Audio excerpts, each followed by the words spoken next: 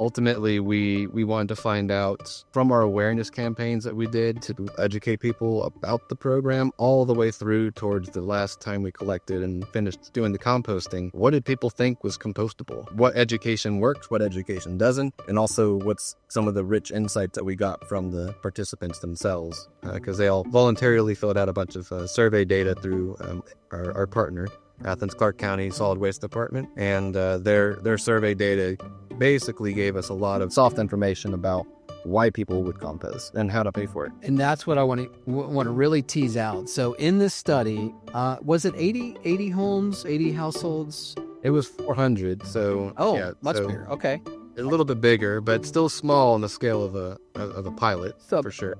To me, that's a pretty good pilot. This episode of Roots to Fruits is produced and distributed by Be Connected, a social media management firm in Northeast Wisconsin.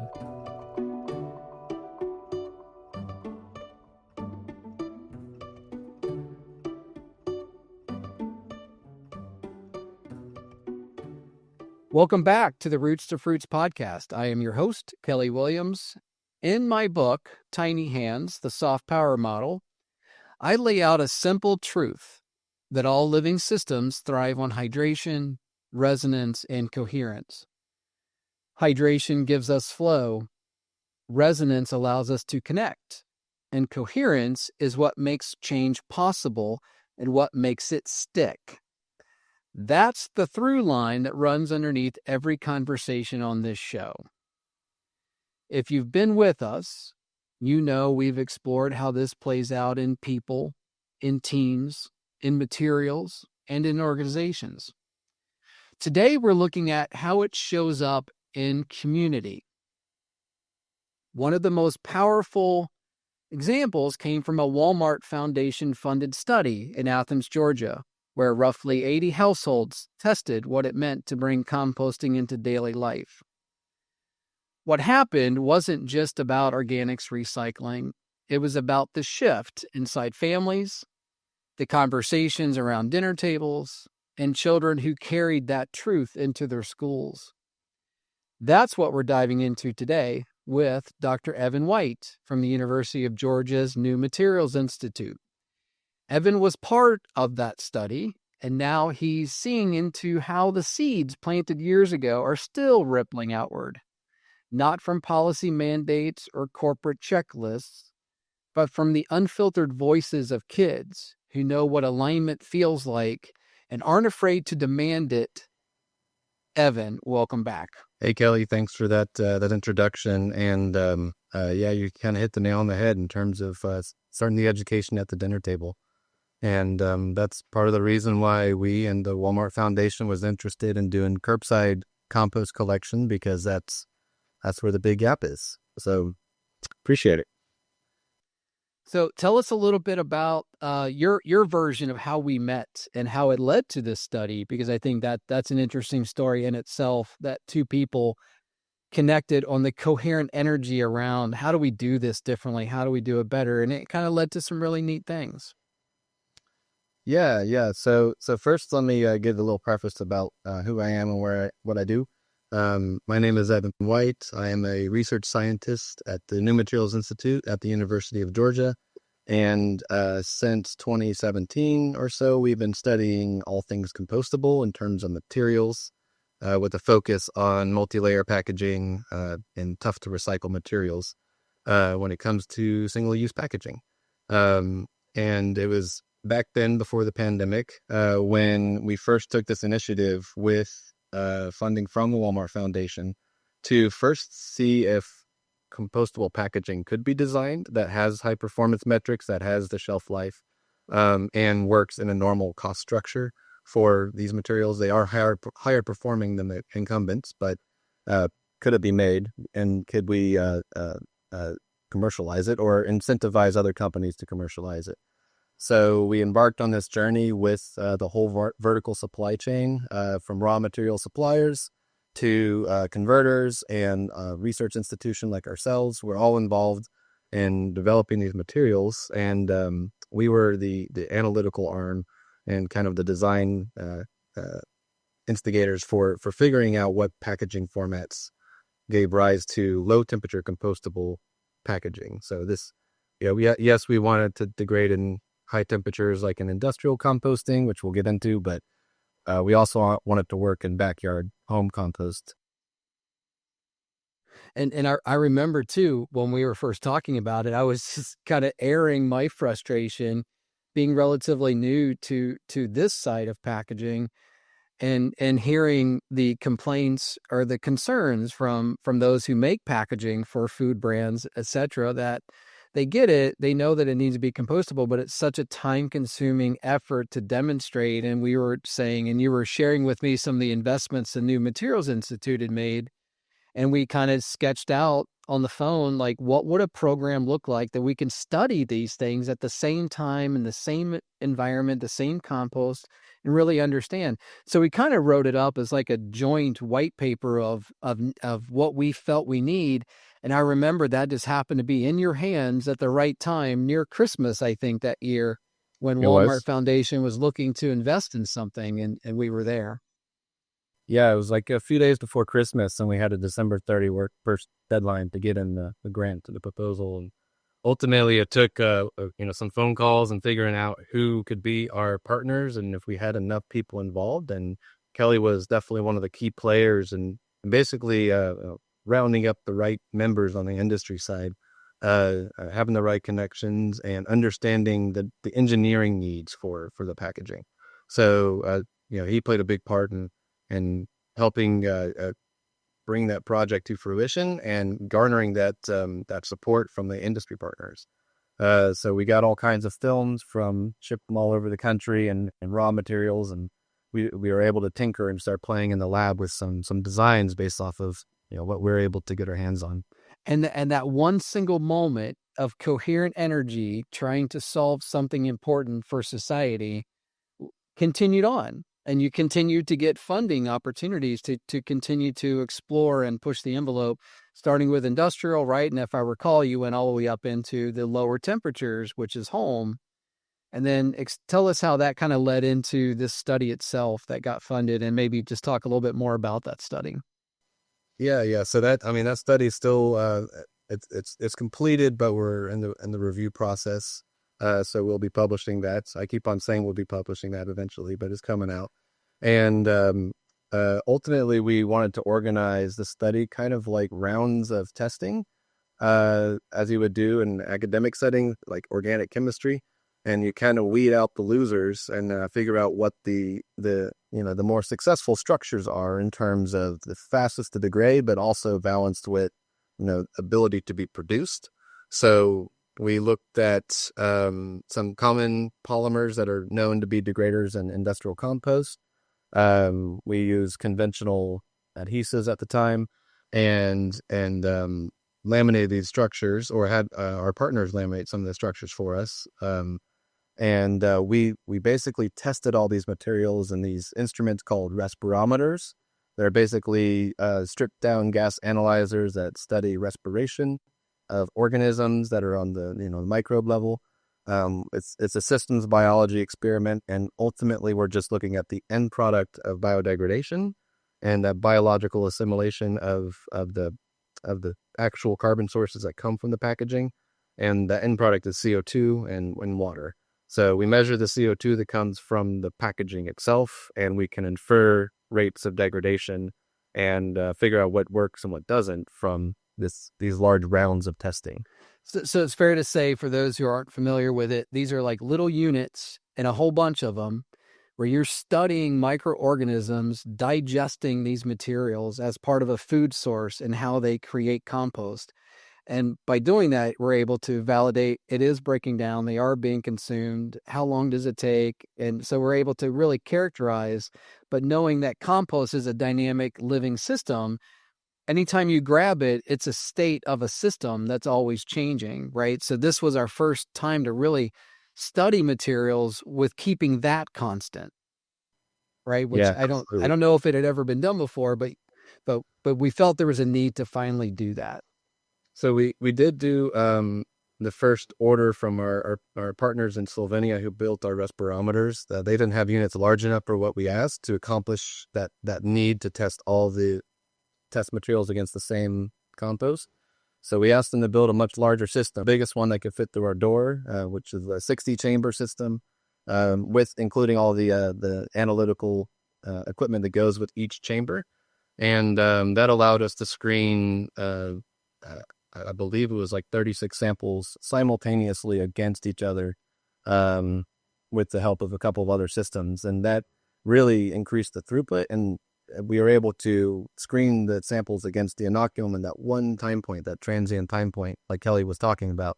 Compost is a moving target. It's a dynamic system with some tolerances. We try to standardize as much as possible, but it's a systems biology that's always evolving. If I remember correctly, you can tailor these units to industrial conditions, home conditions, anaerobic digestion, like whatever is the environment. This is where you would evaluate conditions inside that environment, correct? The big advantage with these systems, of course, is their size, but they also could be cooled below ambient temperatures. So instead of doing 25-degree testing, we did 20 Celsius to better match what would happen in the backyard instead of, say, a managed compost facility. So we also wanted to access different organisms. So we did 58C, 35C to look at the mesophiles, and then 20C to look at the psychrophiles, I believe they're called. And so from that initial work, I kind of came out of the inner workings of it at that point. But as I recall, and maybe you can walk us through, what was the process that led to the idea of, hey, let's look at a study of a particular size of city in the U.S. So walk us through what kind of led to that and what that study looked like, because that's the one I think has a lot of really rich insights that haven't been talked about, and that's what I want to get to on this show.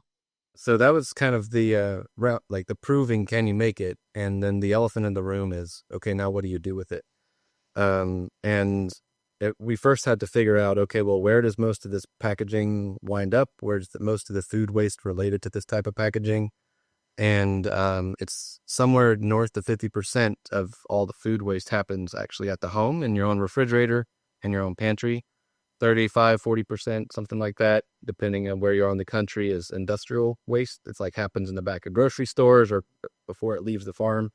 So there's a burden for businesses as well, and industry, but really the big gap is households, and it's single-family households. It's how most Americans live. There's solutions in high-density areas. I mean, everyone knows, like, dining halls at universities, of course. There's oftentimes composting solutions there, but it's in the single-family home type style housing that doesn't have the collection, with the exception of some exemplary cities like Minneapolis and some others. And so I believe there was a rationale as to like a particular size of city that the study wanted to target. Can you talk a little bit about the rationale there? Yeah, so we wanted to look at medium-sized cities. We also analyzed kind of the flows of compostable packaging through small, medium, and large-sized cities, but we wanted to do the pilot in a medium-sized city, in part because there's more of them numerically than the larger cities. And once you get to a population over about 100,000 people, those solutions will scale to larger cities that are populations in the millions. Specifically with workers' health and protecting the workers, the tipping has to be done by a side loader or by a machine. And we know everyone knows the bicyclists that go around town and help haul compost waste by themselves, and that's great, and it's a young man's game. But to protect workers' health, it has to be automated, and that really requires mechanical tipping. So that would scale to larger cities. And so the city that was selected is your university's home city, Athens, Georgia. So you happen to be in one of those profiles of city, right? Yeah. So that was on purpose, in part because the big collection gap is in the Southeast and the Midwest. That's, they're just in terms of collection. And also we have kind of the right partners in place to do the composting and the hauling. The city of Athens is a little unique in the sense that the county and the city are a unified government. So that actually helps, kind of navigate the complexities between like government work with maybe city hauler versus a composter that's for profit. We didn't have to worry about that. So it's a nice place to do a test bed because it kind of simplifies the amount of players in the room. And ultimately, we wanted to find out, from our awareness campaigns that we did to educate people about the program all the way through towards the last time we collected and finished doing the composting. What did people think was compostable? And what education works, what education doesn't, and also what's some of the rich insights that we got from the participants themselves, because they all voluntarily filled out a bunch of survey data through our partner, Athens Clark County Solid Waste Department, and their survey data basically gave us a lot of soft information about why people would compost and how to pay for it. And that's what I want to really tease out. So in this study, was it 80 homes, 80 households? What it was the number? 400. So much bigger. Okay. A little bit bigger, but still small on the scale of a pilot, for sure. To me, that's a pretty good pilot. Some are larger, some are in the thousands. Now, was that all in one community or spread out voluntarily participating, or were they all geographically pretty close together? They're geographically close together, and we did that intentionally. So we wanted to choose 3 neighborhoods in the city that had historically good rate compliance for recycling. So we have an established recycling program, so it's good to take learnings from the recycling program. The cities that have, or the neighborhoods in the cities that have the high compliance, low contamination and recycling, probably will do better for composting. And then we also wanted to co-locate those neighborhoods, so we chose ones that are physically adjoined to each other for the logistics and for the hauling. And this involved new haulers, new trucks for the duration of the pilot? In the program, ACC, Solid Waste Department, actually did receive a new compost truck that's specifically designed for hauling compost. They got that through a separate grant through our state. So it was kind of independently arrived funding that we took advantage of, but it shows the growth of the industry, at least in the state of Georgia. And it was definitely useful because one of our main learnings is that if you want to run a hauling program, one truck is the same as 0 trucks, because when that truck goes down, you cannot complete the service, and having seamless service is incredibly important. Everyone knows when their trash bin is not picked up that week. Right. That's right. Everyone remembers that week it wasn't picked up. So really we needed to have 2 working trucks, and we also used mini compactors because they could basically deal with the material just the same, as long as they had enough of the browns in it. Okay. So the program was set up. It was communicated. There's an onboarding process with the participating families. Any insights to share on that part of the process? If I recall, there was some, little jagged in the beginning with the communication, but that kind of streamlined. What I remember, it went more fluidly than when even was anticipated in the rollout. Yeah, so the awareness campaign, as we call it, basically all the communication efforts, we basically start planning that 2 years before the actual launch of the pilot. So that's in the early workings with our partners, figuring out logistics, targeting these neighborhoods. In this time frame, we basically were looking at a launch of, it was mid-September in 2023. Is when we started doing the awareness campaign all the way through the entire pilot, which ended in April of 2024. So we started the pilot in February of 2024. So I guess there's about a 6-month period where we had strategic letters go out near the holidays of Thanksgiving and Christmas, because that's when people are more often home, have time to read through the mail.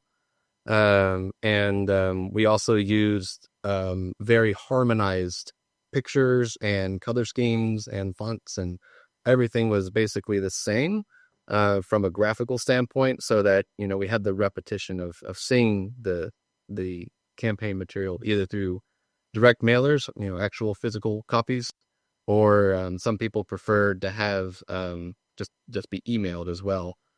So we leveraged we leveraged the contacts that we had through the hauler, which is also the city.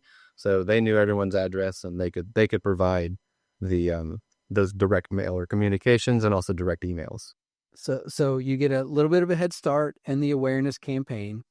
You're getting ready to go live. It's going to start on Monday of next week. We're going to start picking it up.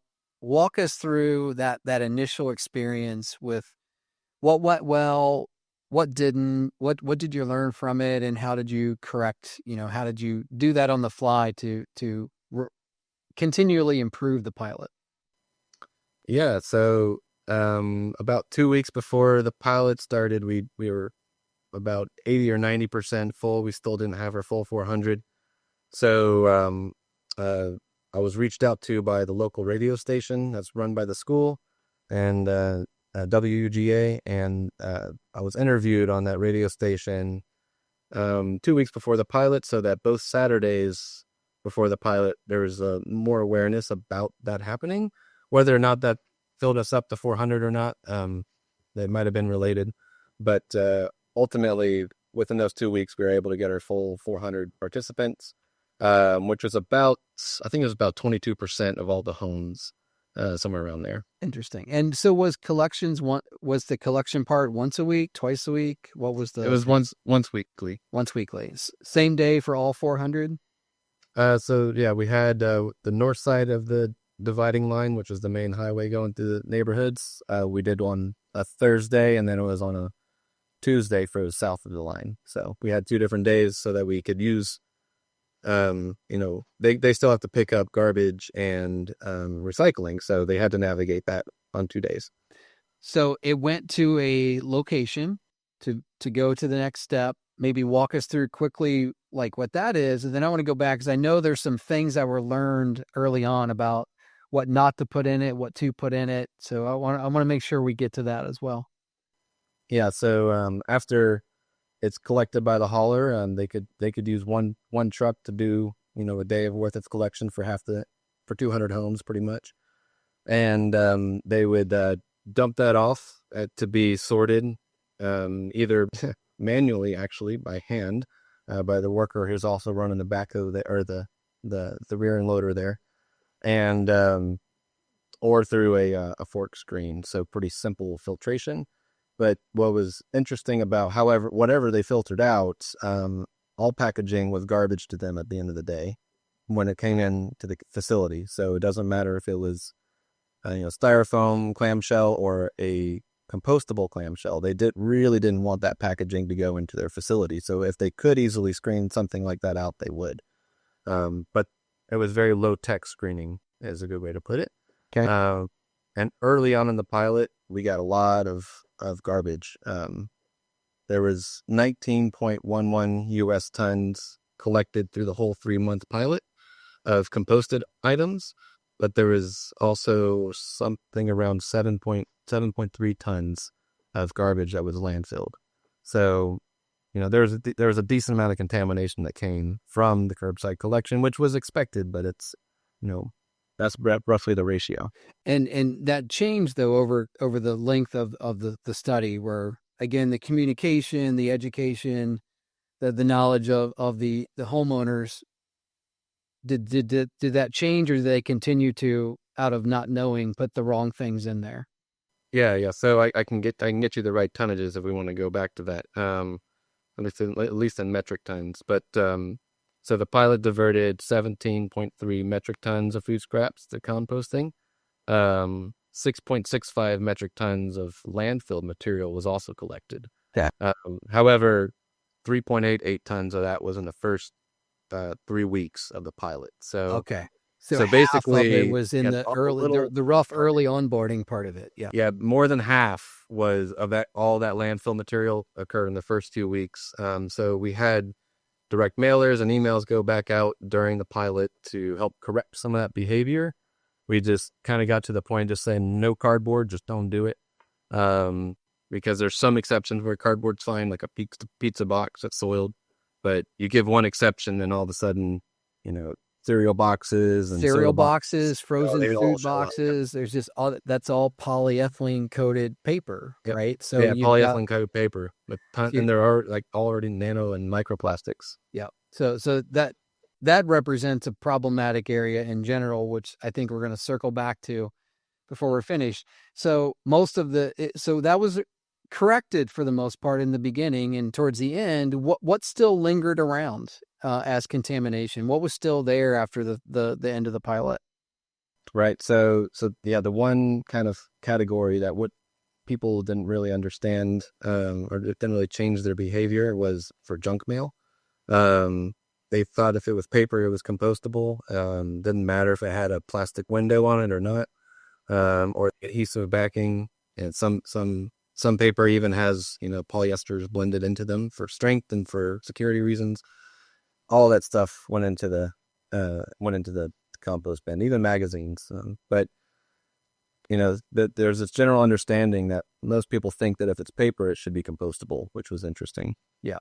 Now, for mechanical recycling, you can throw that in, and maybe but when you throw that frozen food box or cereal box into the recycling bin, and it goes through repulping, and the fiber gets separated, that polyethylene that was put on top of it, where does that go? Does it go to landfill?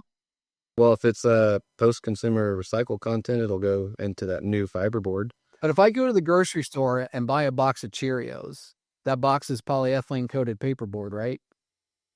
Where does that polyethylene go if I recycle that box? I mean, I'm not an expert in the recycling processes, but my understanding is that they do a pretty good job of cleaning it up for purity. And most of it gets landfilled ultimately. It goes the way of the stickies and all the other gunk that comes off of that recycling process.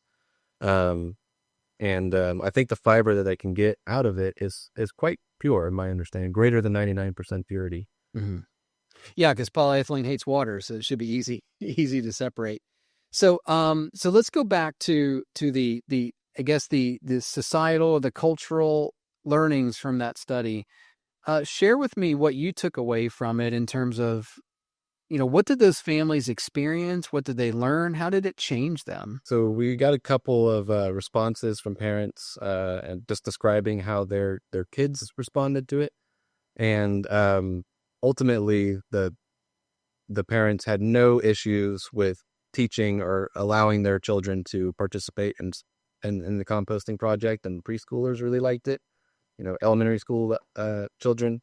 And we have one response that, to shorten up, says, you'd be surprised how much joy can bring a preschooler to participate in this composting program. So it's really showing how kids want to do it. Not every kid, of course, but they can understand that, this is a different way of recycling. It's just organics recycling, and there's all the natural stuff that goes in there. I mean, down to a pretty young age, they get it. I know when my son was around 3-4 years old, I loved when he would ask me why I left the sink running when I was washing something. Like, they're really attuned to this, I think, more than we give it credit. And I think that's what's missing from this conversation is in packaging. We've built this mountain of single-use plastic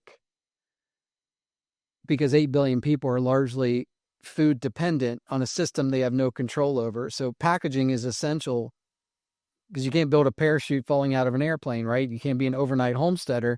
You need packaged food. And that when you look at the way a child's mind review, like they get it. It's almost like they don't need to be taught anything. So when you have children involved, how does that change the dynamic? Is that how I always think the example, like when nobody wanted to pay $3,000 for a MacBook, Apple put them in every school. What do you buy when you leave school? You buy a MacBook. So I feel like any type of real change starts at the ground, and it starts with children, and it starts generationally, that they carry that forward. And I think this is no different because what we've built is this big mountain of plastic sitting. And it's got all of these conundrums tied to it. And the ground that it sits on is a bit of a quagmire. So I think in order to move it out of the quagmire, we have to rethink it. And to rethink it, it's about the size and the scale of the circularity for what you're trying to do. You can't solve this coast to coast, but you can solve it in a community. And I feel like this study really gave us good insights into how you do that, and to how people embrace it. So ultimately, like I'm trying to figure out where you want to go from there, Kelly. But I Just agree with what any you're more saying. insights from the study? I remember there were some things that you would share with me in the past about the families got to know the haulers. Like, how great is that? That you Yeah. know So your hauler by name now because you're part of this program. there was a couple of instances where we were following the haulers, and we just being a fly on the wall in public space, and we noticed that there were several participants that would stop and ask the hauler what can go in, what can't, and the hauler would just point to different things that are actually in the back of the truck at that moment and said, "Okay, this is fine, that's not." So that doesn't really happen at the hauler level, typically the driver. So it was really good to work with them and see that interaction just emerge. Um, there's some other programs that have emerged kind of after the pilot program. So the program was only 3 months long. However, there were two existing private haulers that operated in the same territory. So we had meetings with them both before and after the pilot, with understanding that there was going to be some of their business that would be interrupted from this free service to the participants.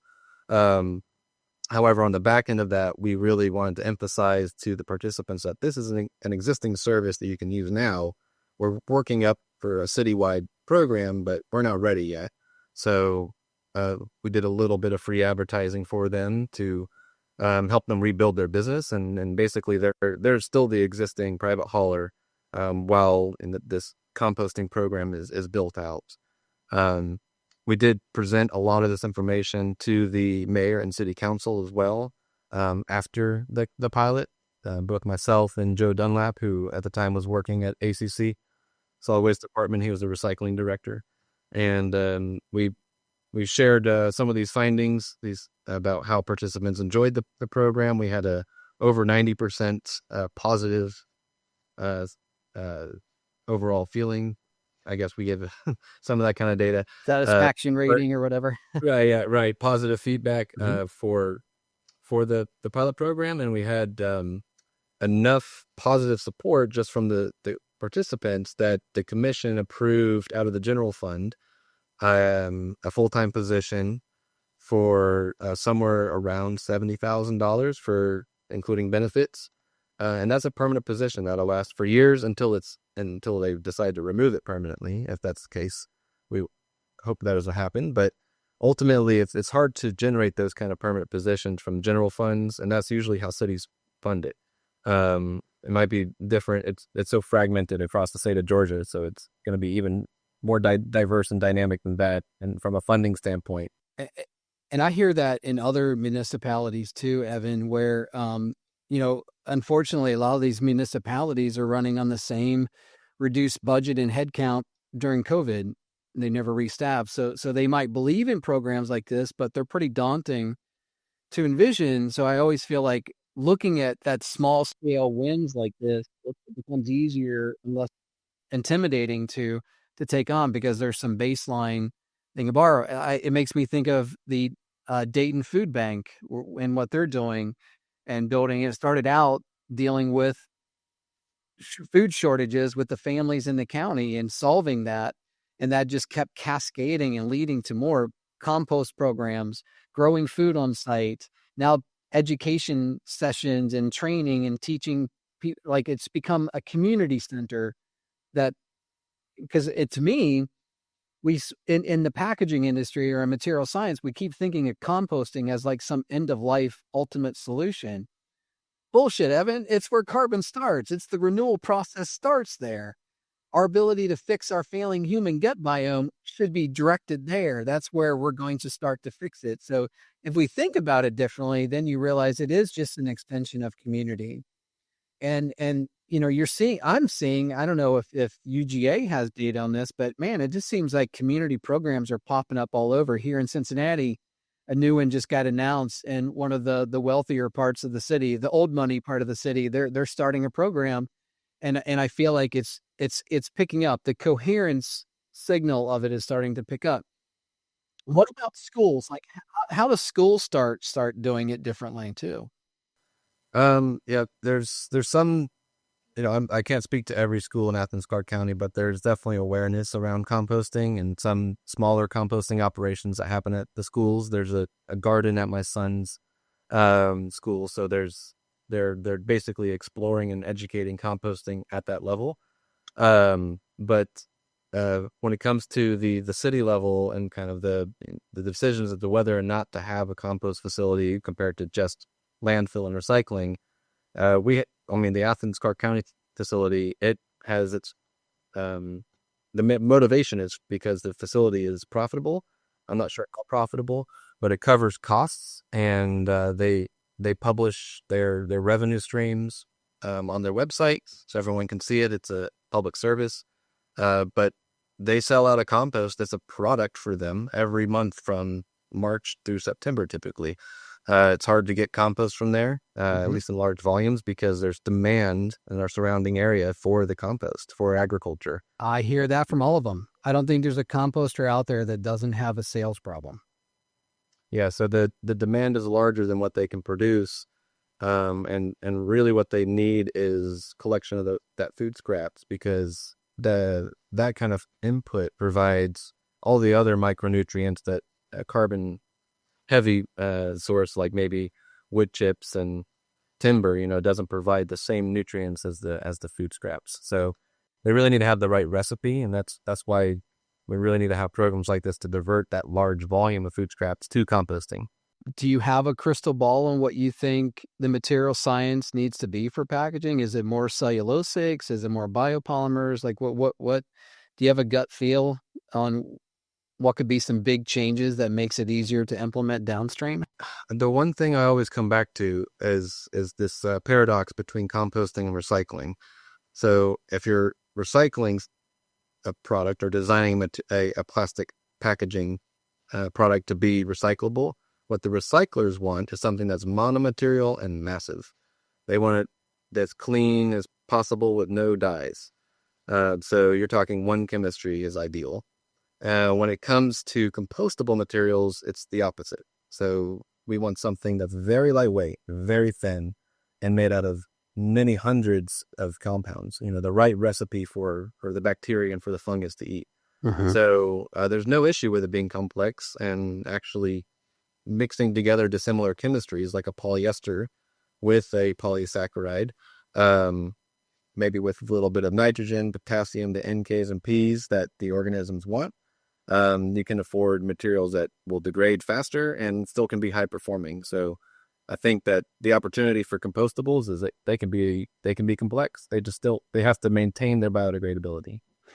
Like us, right? We don't want to eat the same food every day, right? Yeah, exactly. You got to feed the microbes with the right diet as well. Yep, that's right.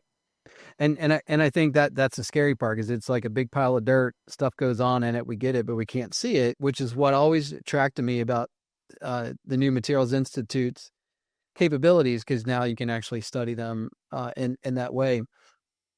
Since I have you as one of my resident experts to go to on this, microplastics. You and I have known about this. We've talked about it, but it's also interesting. I don't think most people know this, but probably the most retweeted, restated stat in the history of this space was that by 2050, there'll be more plastics in the ocean than fish, quote unquote, by weight. That's always left off, by weight. But that actually came from University of Georgia's work and some with Jenna Jembeck there at UGA. But I say that only to, again, give credit to UGA, which deserves it for doing that. So profoundly important. But those ocean plastics were like the danger that you can see, and it's visceral and real. But we always knew it's the truth of what you can't see that's the bigger danger, and that's the microplastics. And I know that the bioplastics industry has done a great job recently, particularly showing that, yeah, bioplastics do miniaturize into smaller pieces, but they don't stick around. And it reminds me of the other study that you guys did on the sea turtles that maybe you can quickly introduce and maybe share your thoughts on the truths and the worries and what we really should be concerned about with microplastics. Yeah, it's so before the pandemic, microplastics were a hot topic, and then we forgot about them. And the pandemic also helped us realize that we need e-commerce, we need packaging to survive in this modern world. So it really just exacerbated the problem of microplastics. And now we have behavioral trends with e-commerce and basically decentralized, or rather centralized, food supplies that has led to almost all of our food being packaged in some format. So we looked at all of the different packaging production on Earth for that year back in 2020 and 2021, and it matches approximately the distribution of the plastics that we found within washback baby sea turtles. So these are just turtles that forage at the surface; they don't dive. So we're only looking at floating plastics. So the lighter than water materials, polyethylene, polypropylene, and polystyrene. But what we found in the sea turtles, thousands of microplastics in the sea turtles, or maybe hundreds, but ample material to basically get a cross section of what they were eating, and it matched the global supply of those three plastics for the floating No ones. surprise. And Yeah. what happens is, right, their system they feel full because they've got microplastics in their digestive tract, so that they're not eating enough. They're not strong enough. They can't make it out. So they wash back. Yeah, so I'll put on my veterinary hat real quick, but we didn't prove mortality from the consumption of plastic, but what we could prove is that all but a couple of the sea turtles that we studied, over 95%, had some level of anthropogenic plastic in their guts. And we quantified how many plastics there were and what their chemistry was. And ultimately what's unique about these young sea turtles is that they don't forage around the whole ocean like the adults do.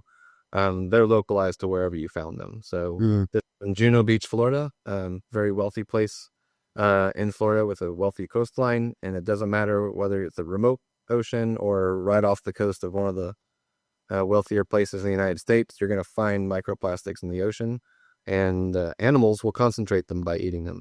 In your view, I mean, is this the same concern with soil too? Like what's your, if you could speak some truth to power around microplastics, like what's your sense on the dangers? What do we need to do? What should we be thinking about? Yeah, well, there's very little control experiments. I mean, we've all probably remember the report of finding microplastics in the Alps, up on the snowpack. So we know that they can be lifted by the winds and brought in many places. So that there's no control experiment. Everyone is exposed to microplastics, just like we're exposed to PFAS and those other materials. So we are the guinea pigs to see what our environmental exposure is. But what you can do is you can try to limit your exposure in your local environment by, if you find trash on the side of the road, be a role model to your preschooler, pick up that trash. That's right.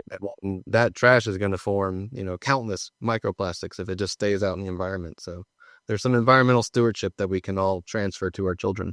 Absolutely. And, when people say, well, if you make packaging compostable, you're just encouraging litter. I'm like, look, no, if you're 25 years old, you're either a litterer or you're not. You may have less guilt if you accidentally drop a granola bar out of your backpack on a hike, but you're not going to throw it out because it's compostable. And nobody talks about entropy, and really compostable is the earth digestible materials used for the essential packaging, because again, 8 billion people can't become overnight homesteaders. So if you need it, it should be flexible and it should be earth digestible, because it's the only way you address entropy, which is the problem. When you siphon unnatural carbon out of the earth and spew it entropically into the world, you should expect some unresolvable complexities. And I'd say that's kind of where we're at now. So it feels like it's fueling what's being called today the paperization of packaging. So a lot of interest in building with more paper and fiber. Yeah, so it'll be interesting to see how it plays out. But what is really encouraging to me, and why I wanted to have you on the show is to tell that story, because if you're going to change things, it's not going to get changed by a single regulation. It's not going to be changed by a big retailer or brand like Walmart.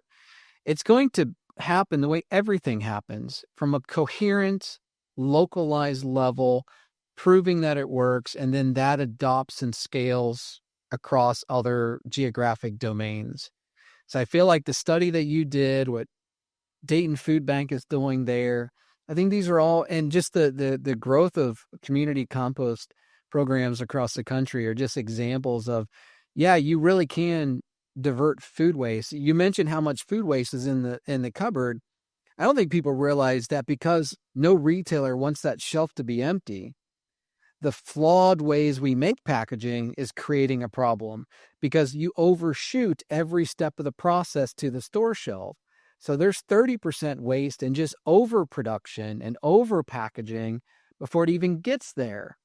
So you've got like twice as much waste than you need, just because of the system that we built, because packaging was never designed to go back to soil. It was designed to close financial loops, to unitize food for future sales, not to create a healthier soil. So I kind of feel like we're all stuck in that conundrum, which, I really wanted to have you on the show to talk about that program, because I feel like, it never would have happened had you and I not spent time really sketching out what we felt was needed. And you had that when you needed it, when Walmart came knocking for ideas. And that led to this study that I think is so profoundly important, and more people need to hear about it. So I'm glad to see that it's finally coming out in print, because I think that's something that we can all learn from, whether it's in California, West Virginia, or Georgia. These are things that you can learn from. I'll have to let you know when it hits the press. We can definitely share that. Hopefully within a couple months. Any other thoughts that you would like to share, ideas that you think we need to be thinking about as a culture, as a community, as people? Yeah, I think it just comes down to a little bit more of environmental stewardship at a personal level. But I think that you need to find a way to practice that in a cost positive way, whether it's for your own education and your own family, or if you're actually trying to get into the business. Support any local programs, right? When they come up. If you don't have one, start asking why there isn't one.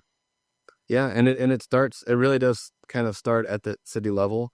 I mean, we had the benefit of the grant, but and that's needed to continue to expand these programs. But the real change happens in those commission meetings.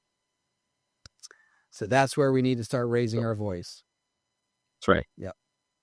Well, Evan, I really appreciate you coming on to the show. I believe that change happens at the coherent local level, at the small level, and the successful brews the next layer of success. And pretty soon you see what I think we're already seeing, which these things are coming up around the country, but there's no real data to point to.